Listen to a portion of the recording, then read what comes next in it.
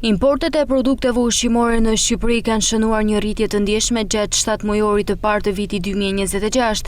Sipas të dhënave të Instat, nga janari deri në korrik janë importuar 606.000 tonë produkte ushqimore, kundrejt 537.400 tonëve në të njëjtën periudhë të vitit të kaluar. Bëhet fjalë për një rritje prej 69.000 tonësh ose 12.8%.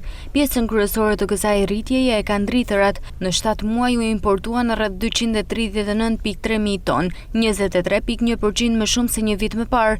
Dritërat përbëjnë rreth 40% të totalit të ushqimeve të importuara. Rritje kanë shënuar edhe importet e perimeve, të cilat u shtuan me 11.1%, duke arritur në 45.500 tonë. Importet e frutave dhe arrave arritën në 64.700 tonë, ndërsa ato të mishit dhe të brëndshmeve të ngrënshme në 28.100 tonë. Rritja e importeve vjen në një kohë kur edhe kërkesa e tregut të shtuar ndjeshëm për shkak të turizmit. Në 6 mujorin e parë të vitit 2026, Shqipërinë e vizituan 5.1 milion shtetas të huaj, 6.2% më shumë se një vit më parë. Megjithatë, rritja e turizmit nuk është shoqëruar me të njëjtin ritëm të prodhimit vendas.